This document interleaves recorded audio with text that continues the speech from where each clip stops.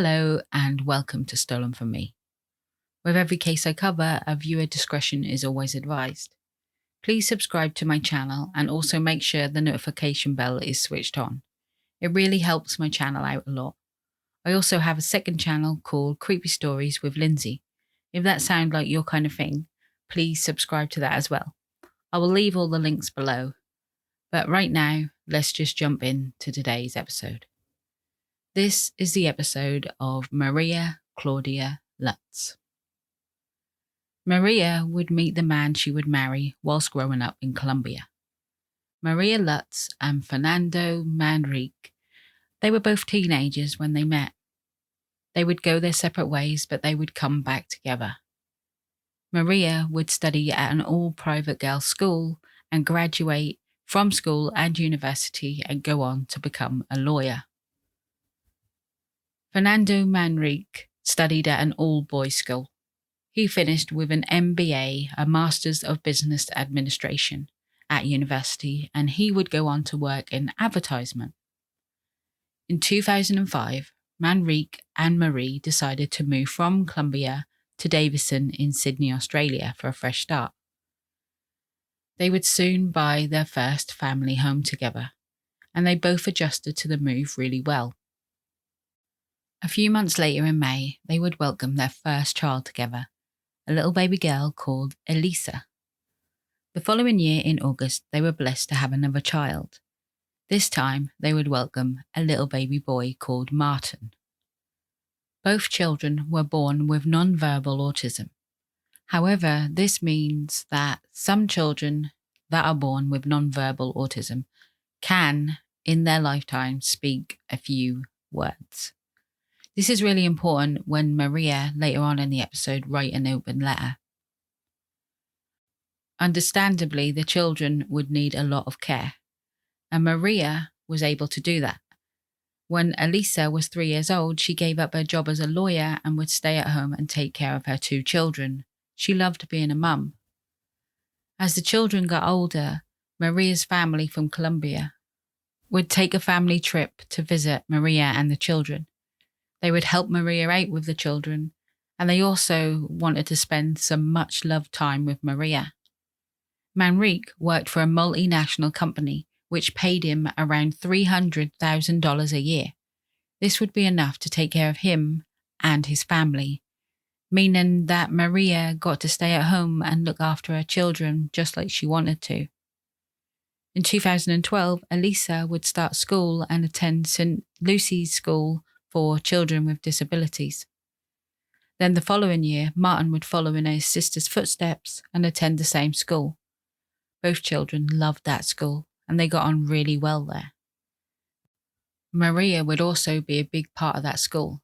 She often helped out at lunchtime, and she was also really well liked at the school. She did whatever she could, whenever she could, to help anyone at that school. Elisa and Martin was inspiring artists. In fact, when Elisa was 10 years old, she would create such a masterpiece that they displayed it on show at the school. They both loved music and dancing, and the teachers described them as outgoing. They said that Elisa's smile was beautiful. She didn't smile all the time, but when she did, she really meant it. Manrique would be made redundant from his job, but luckily by November, he managed to get another job. This was in 2013. He would start his new job at Drake's Business Logistics. In 2015, he made such an impact on the job that they named him Exclusive Director of Drake's Business Service in Asia. This would often take Manrique away from his family. He would often travel back and forth all the time for work, which left Maria caring for the children by herself. Even though it was hard work sometimes, Maria adored her children and she really didn't care. Married life, on the other hand, wasn't so good. Maria and her husband began to have troubles. Manrique confided in one of his friends about his marriage. He said it was strained, and he said that he often hooked up with other women in the Philippines. This started a long time ago. Basically, from the time he started traveling to the Philippines, this is what he was doing. He did state to his friend that in no way on earth would he put up with Maria doing the same thing to him. He started seeing this 17-year-old girl called Jamie Lynn. Within the first 4 months of him traveling to the Philippines, he started a relationship with Jamie. The relationship became quite serious, and he would often send Jamie a lot of money at a time. I'm talking thousands of dollars at once. And he promised to buy Jamie a house and send her regular money. Maria was also talking to her close friends, and she said that her marriage wasn't working and they wasn't even sleeping in the same bed together since 2014. Maria would end up finding out about Jamie, and she wanted Manrique out of the house. She wanted him to move out and get out, and she wanted to start a beginning of her life without him. This was in 2016. He went to the Philippines, of course. On the last trip to the Philippines, this was in late September 2016. He seemed particularly stressed, Jamie said. Maria clearly said to him, "I want a divorce." And even though they had 2 children together that needed extra care, Maria knew she was able to cope, and she actually applied for a government funding to help with Elisa and Martin's needs. Manrique was away so often, it really didn't matter to Marie if he was there or not. She knew she could cope by herself. Once, actually, Marie asked Manrique for help. And this was when Martin was really ill and he needed medication. She phoned him up and he didn't answer the phone. She wanted him to pick up their daughter, Elisa, from school. But he didn't answer for ages. And then when he did answer, he said he couldn't pick her up. And this was because he wasn't even in the same country. He was actually with Jamie in the Philippines. However, he did actually move back to the family home in October the 2nd, I believe.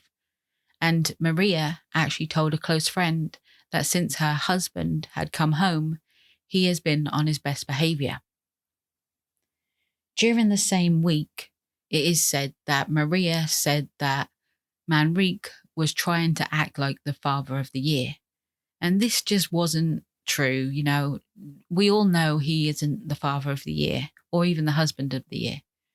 Manrique was selfish, really. And Marie, she had enough. She had enough of him and she didn't want him anymore. She wanted to start again with her kids and he could go off with this girl in the Philippines. He spent so much time in the Philippines with Jamie and for work that Marie just didn't care anymore. She just wanted to bring up her children the way she did. Manrique and Marie often disagreed on how they brought up the children. And he said that he would stay in the family home until he found a new place to live. Marie was so protective over her children. It said that she would lead them out to the car one by one. She would unlock the car, put one of the children in, and then lock the doors, and then return back to the house, collect the other child, and bring them to the car. She did this so they didn't become distressed in leaving the house and being piled in the car together. She wanted them to be happy and feel comfortable and safe at all times. Maria was the one who spent many sleepless nights caring for her children, with their complex needs and their need for therapy and doctor's appointments. She was the one that was always there.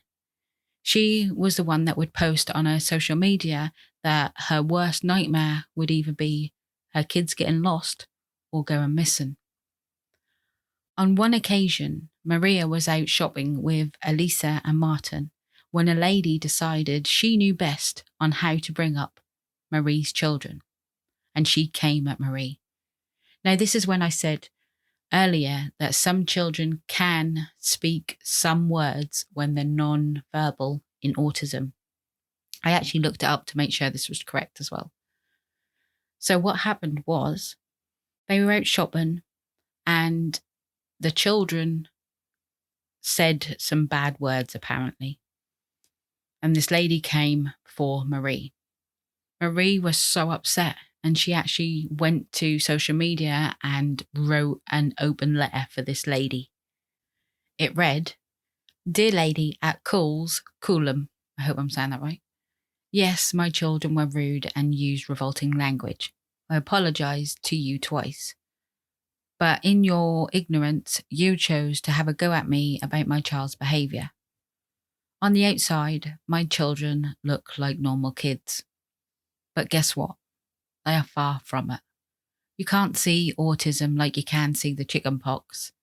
Every day is a struggle for my children, my family, and my community.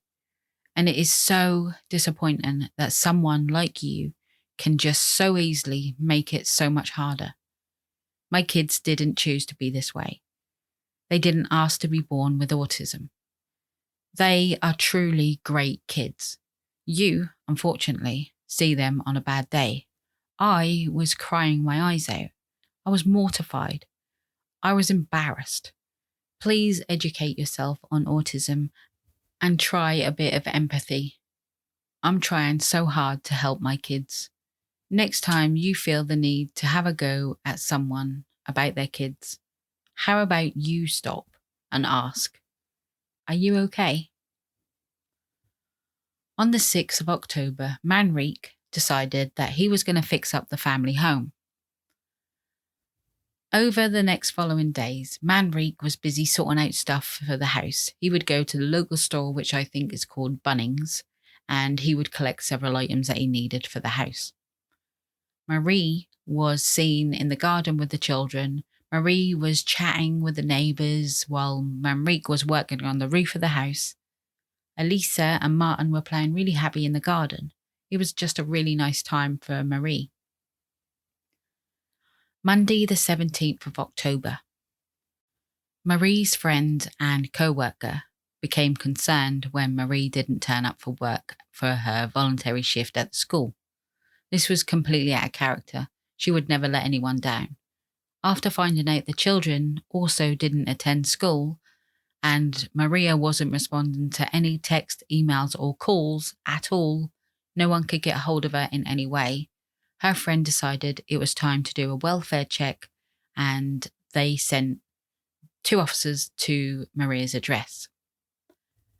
At 10:30 a.m, 2 police officers went to check on the family at their address. They wanted to make sure everything was just okay and they weren't sleeping in or anything. You know how it is. Sometimes you just don't want to get up. They wanted to make sure, like I said, everything's okay. Everything seemed fine on the first checks. No sign of forced entry and no disturbances. The officers were quite pleased and they said to Maria's friend that everything seemed okay. That don't seem like anything bad. The doors were locked, everything was fine. But she said no, something is not right. Can you see if the dog named Tequila is in the yard? And is Maria or Manrique's car on the street? The officers said that Tequila the dog is not in the garden or yard, and the cars are on the street still. The officers said that they needed good reason to break into a property as, they can't just smash through people's doors. One of the officers decided to go round the side of the house. So they went round the garden, through the gate, and then they saw 2 doors, like double French doors. Then when they looked through the double French door, they saw someone laying on the floor in the hallway. This gave them good cause to be able to get into the property. They gained entry in the property and then they saw 44-year-old Manrique laying on the hallway underneath the aircon, completely lifeless. The officers went through to the rest of the house and they saw 11-year-old Elisa in her bed with her mother, 43-year-old Maria, laying lifeless together in the bed. The next bedroom they saw Martin was 10 years old, laying in his bed, unresponsive, and Tequila the dog was laying on the floor next to his bed. The officers called for backup and there was no sign of violence or struggles, but there was a suitcase near Manrique's body.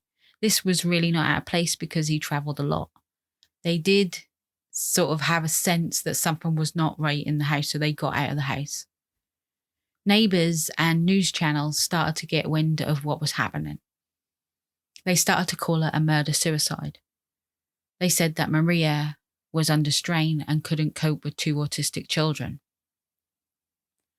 An inquest said that it's believed that odorless carbon monoxide gas was administered throughout an elaborate system to spray the gas throughout the house and kill Marie, Elisa, and Martin. Obviously the dog as well. Now at the verdict, this was like a month-long verdict. It said that Manrique planned to murder his family. He ordered 2-cylinder cans of carbon monoxide and he had them delivered to his friend's house, and he paid these friends $400 to take them in. He said that he was running tests for the government about how gas is released from cars and underground car parks. And he said that he was going to pick them up and take them away and conduct these experiments. This was basically when his wife said that the marriage is over and he needed to get out of the house. Manrique's death was actually ruled as a suicide, but it was emphasized that he acted completely alone in killing his family. There was no evidence at all suggesting that Marie had any role in the death of her children's lives. She did not have any involvement and she did not have any knowledge of it. They went through phone records. They went through every single thing they could find to find anybody that was linked to Manrique, but he worked completely alone. It's said that they believe that they either died between Sunday 11 a.m. and Monday 11 a.m. But it is actually most likely that the mother and 2 children, so Marie and Elisa and Martin, died in their sleep in the early hours of Monday morning. Neighbours said that they actually heard their dog Tequila barking around 2:30 a.m. An inquest also heard that Manrique owed $28,000 on credit cards. Actually, Manrique and Marie owed £20,000 in Australian tax, and in their bank they only had $6. They also, Manrique had 2 mortgages, which was around $500,000. Now, it is said that everyone said all over the newspaper articles and neighbours, if you Google this, it will keep coming up. And this is what put me off doing this for about a month. I just kept getting angry about this episode. So they kept saying that Marie couldn't cope with her children, which is a pile of rubbish, because that was far from that. Maria loved her children and she could cope. She didn't cope with the marriage she was in, and she didn't want to be in the marriage she was in. Manrique was in debt because he was sending thousands upon thousands upon thousands of dollars to Jamie in the Philippines, which was his family's money he was sending to them, getting him and his family in debt. He did not care. Now, the reason why they were in debt is because of him.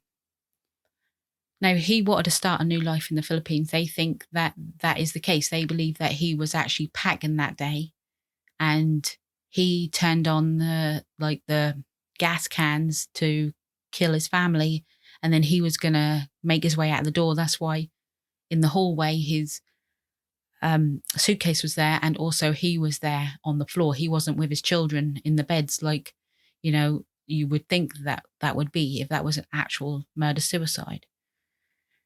He was all alone and collapsed on the floor. And they think that he was, leaving. They also said that Maria had no reason to be unhappy. Like she never once showed anyone that she was unhappy. She was actually awarded the government grant for Elisa and Martin, which was around $50,000. And this would have been a great start for her and her new life with her children. She did not want to die. She wanted to live. She wanted her marriage to die. She wanted to get rid of Manrique because he was cheating on her with someone else, a 17-year-old.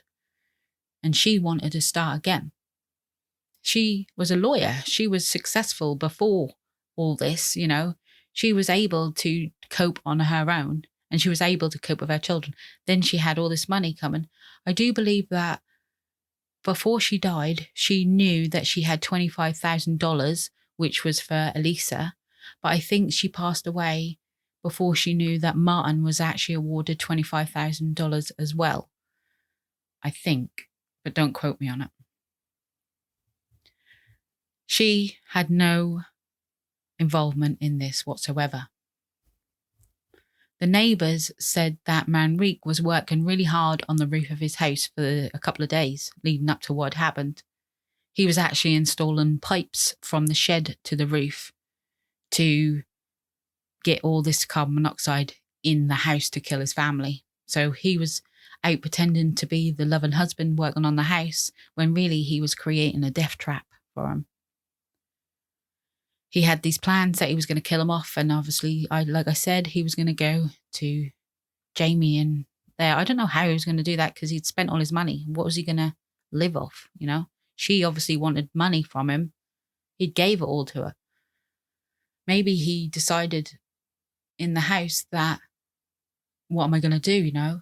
I've gave all the money. She's not going to want me if I ain't got any money. Or maybe he just didn't get out of the house in time. I really don't know. There was no suicide note, though, at all. And also, the computer, the family computer, the hard drive was removed from the family computer, and that was also burnt, so no one could go on it. Now, Maria's friends and that were all saying that they all really stuck up for Marie, saying this is not the case. Like, there were so many people saying, oh yeah, she couldn't cope with her children with disabilities, you know. They really threw that at him, which is really disgusting. I really hope that them people in the newspapers and the people that said it about her actually feel really bad now for victim blaming, because she really didn't want her to die and she didn't want her children to die. I'm going to keep saying it because it really stresses me out. She said that people with autism have needs and desires as you and me, but they just have a life that's a little bit different. They see things in a different way, she wrote. She said that they feel overwhelmed in public places, and then this is when obviously they can have that sort of incident when they sort of lose control. A lot of people spoke of the burden of the children and the responsibilities of having disabled children. And they said that, you know, this was not the case for Maria, her friend said. That said that it's a massive responsibility, but it was a responsibility she had taken up. She had great gusto, love and passion. She didn't deserve this, and neither did her children. She said that the family that was left behind in Colombia, all they have is special memories and paintings that the children did. The head teacher said at the school that they had knew Maria and the children for around 6 years, and they were two beautiful children, and the mum was very active in the school, almost a cornerstone, they called her. They said that Maria was like first in line at the exits when her children were leaving school, and she would pick them up. And she also knew everybody's name at the school. Like, she used to greet 140 children by name. This is how much she cared about people. And the school really is going to miss all of them so badly because someone's horrible thought process that he couldn't just leave. They were going to be better off anyway. There was balloons and flowers and cards put out the front of the school. And there's also a tree planted as a memorial for the family. And Maria was not a struggling mother with 2 children of autism. She was a warrior who never would hurt her children. And I think that's a good note to end on. So thank you so much for listening to today's episode. I'm sorry it's a bit ranty, and I know a lot of people don't like it if I have my own opinion, but this episode really does trigger me. And I really hate when victims are blamed. I don't really see Manrique as a victim because he was the one who caused all this. So, Maria and the children, may they rest in peace. I'll see you all again on Wednesday and then Sunday. And then from then on, I'm only going to do every Sunday and then every other Wednesday, just because it's just getting a bit too much. And obviously the whole time, all I'm doing is this. So I need a little bit of break for my own mental health. So I'll be every single Sunday and then every other Wednesday. And then obviously my other channel for creepy stories. So take care, everyone, and I'll see you all again soon. Much love. Bye-bye.